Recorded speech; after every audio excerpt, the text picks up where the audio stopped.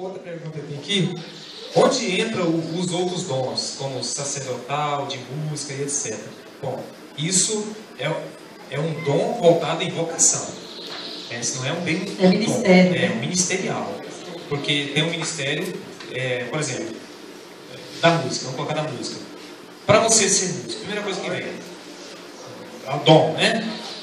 O que você tem que fazer para tocar violão, Fred? Treinar. Então é ministerial.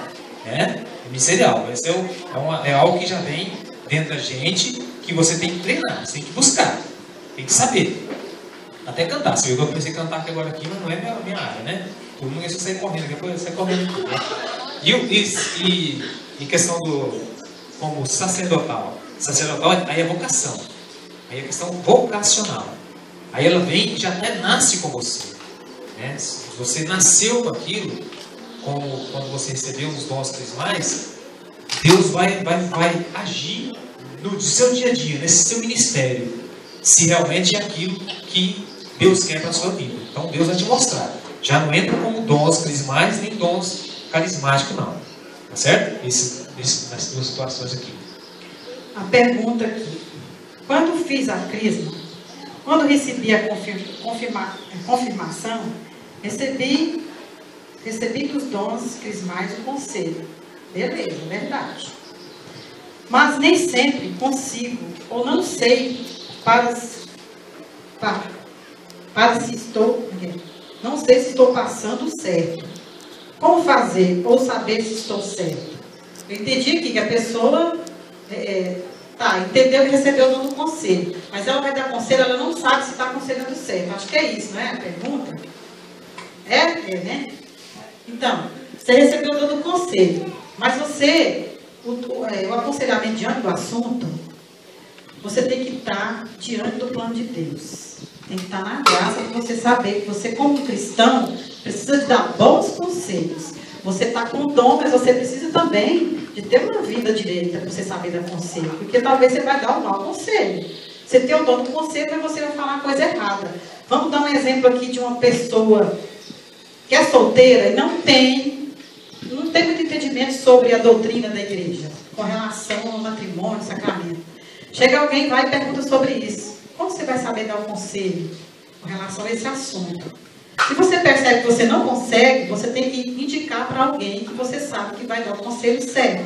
Aí você já vai estar sendo um conselheiro bom, porque você não vai correr o risco de dar o conselho errado. Falar, não, você tem que separar mesmo. Meu Deus me livre desse negócio. Você está indo contra a doutrina da igreja e contra a vontade de Deus, porque a doutrina da igreja diz que o Deus uniu ou não separa. Você vai dar um conselho para a pessoa separar? Você não sabe o que está acontecendo na casa dele, com o marido, com a esposa. Você não sabe da realidade que ele está vivendo. Então, é uma coisa que tem que ser aprofundada melhor. Então, se você percebe que não tem condição, você vai dar um conselho e indicar uma pessoa correta para ajudar essa pessoa. Aí é um conselho bom. Não dê conselho quando você se sente inseguro diante daquilo.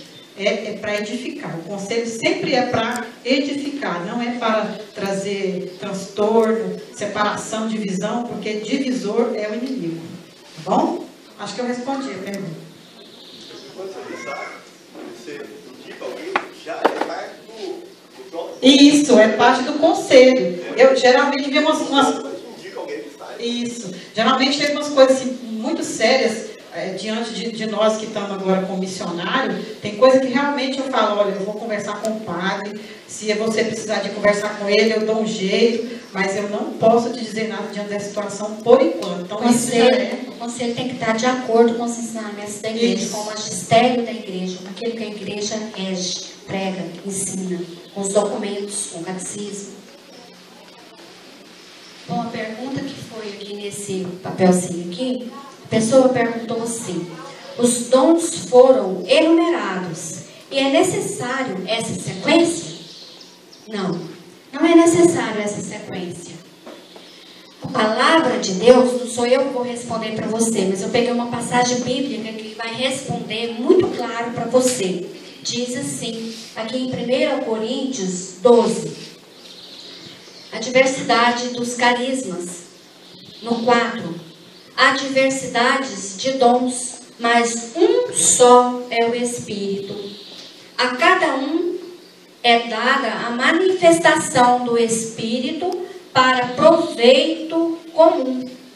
A cada um, pelo Espírito, uma palavra de sabedoria, a outro uma palavra de ciência, por esse mesmo Espírito, a outro a fé pelo mesmo Espírito, a outro a graça de curar as doenças no mesmo Espírito, a outro o dom de milagres, a outro a profecia, a outro o discernimento dos espíritos, a outro a variedades de línguas, a outro, por fim, a interpretação das línguas.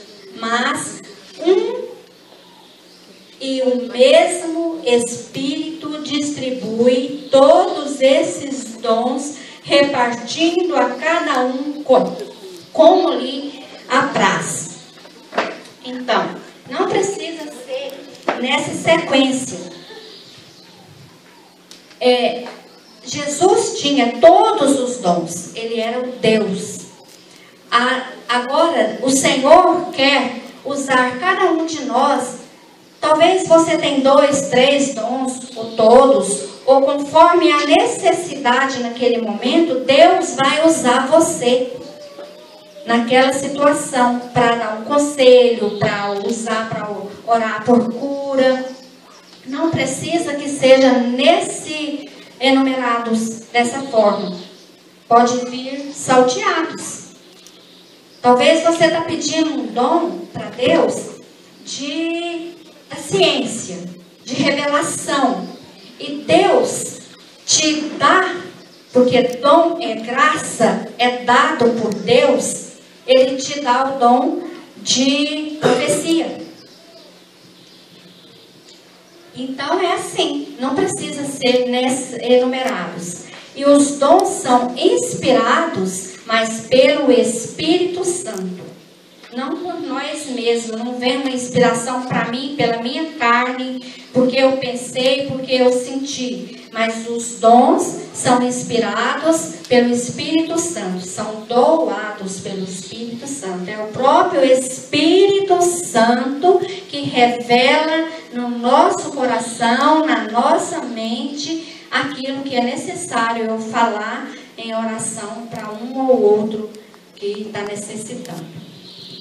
Ficou claro? Quem fez essa pergunta?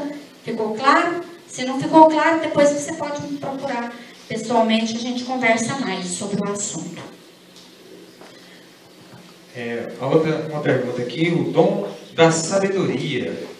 O que fazer para tê-lo?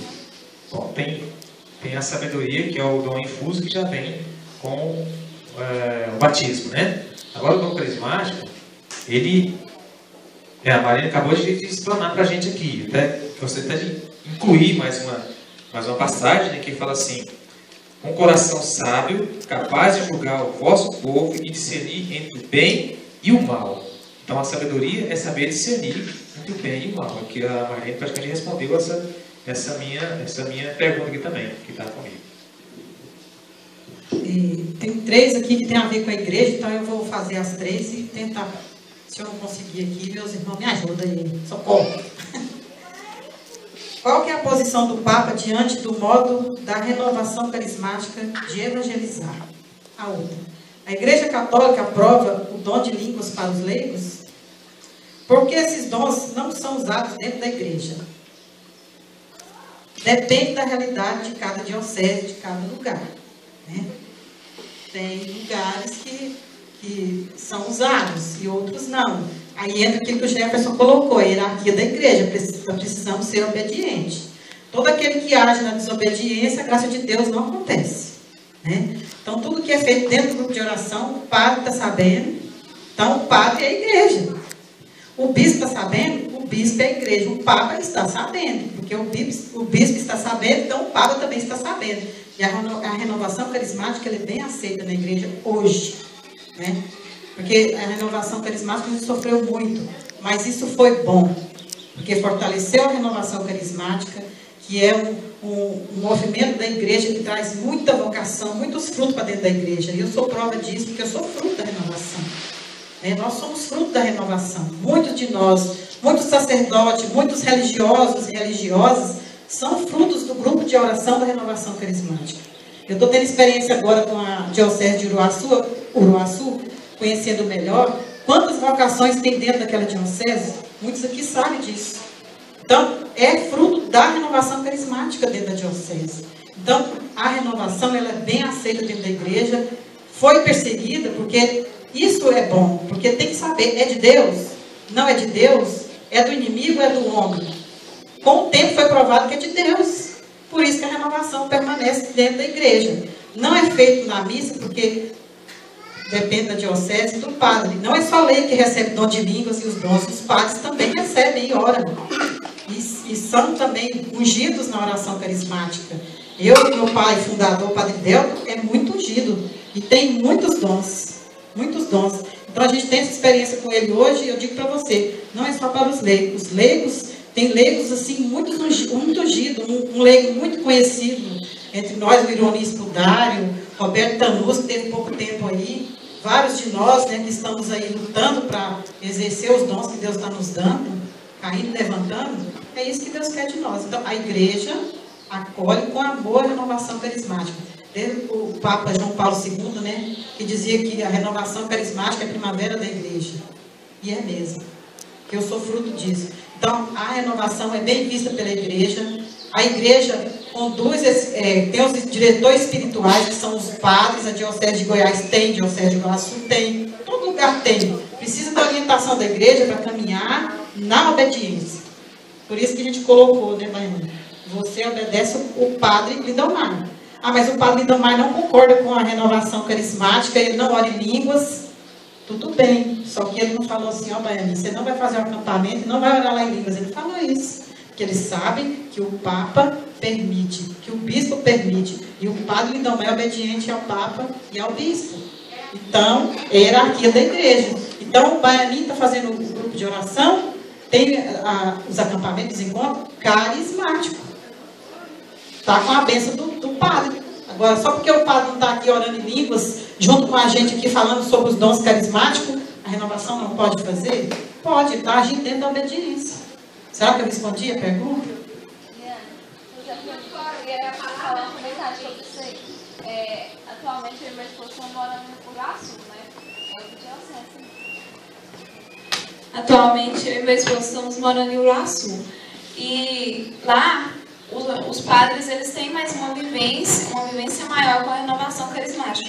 O que acontece? Assim como eu e você e muitos outros que ainda não conhecem, ainda vão conhecer a renovação, às vezes não têm o conhecimento e não é que não receberam o Espírito.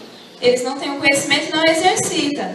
Cada um recebe um dom de uma forma. Por que Deus faz isso? Porque se todo mundo recebesse um tipo de dom, aí ia ficar faltando em alguma área. Então, não, peraí, um recebe o dom do Espírito, mas o outro recebe o dom do discernimento, o outro da sabedoria. Então, até mesmo nas dioceses é bom ter essa diferença. Porque aí um supre de um lado e a outra diocese supre do outro lado. E lá na Diocese de Iguaçu, a gente vê muito isso.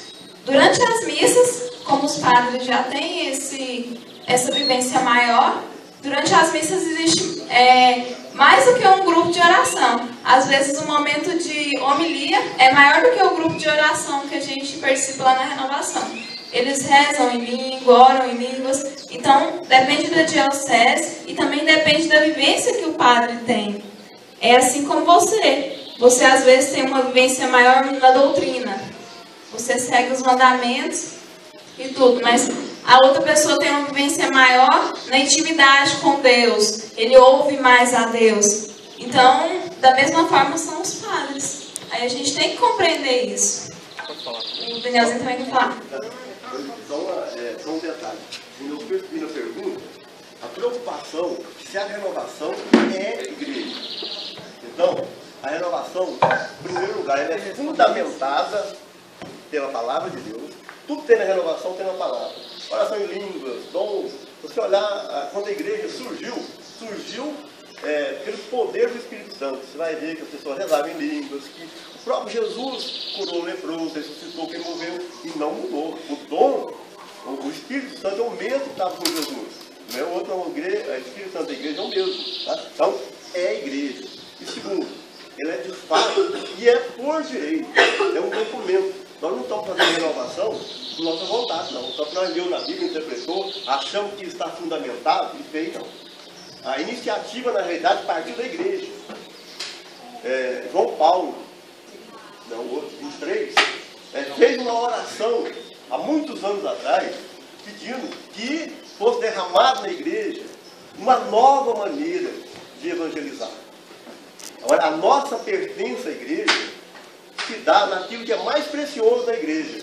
A função mais preciosa da igreja é anúncio. Anunciar a boa nova.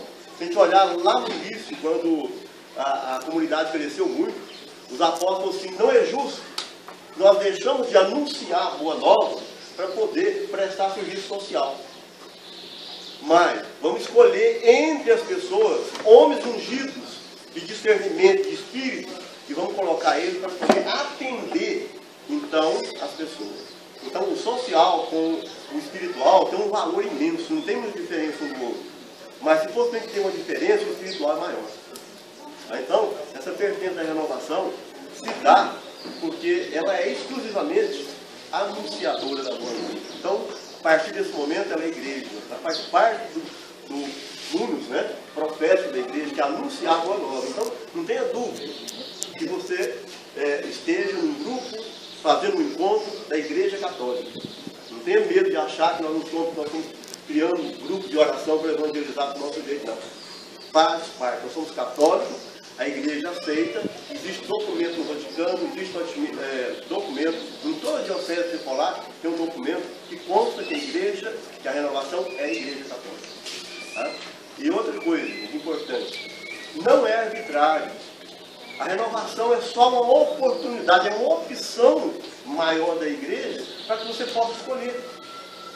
Tem gente, por exemplo, que gosta de sentir. Que maravilha, que riqueza. Você vai lá dar banho no velhinho, cuidar, trocar roupa, limpar os velhinhos, isso é tudo, né? Qualquer um faz isso, não. Se você não tiver dom, você sente nojo, você é bonita, você tem náusea, você larga a igreja.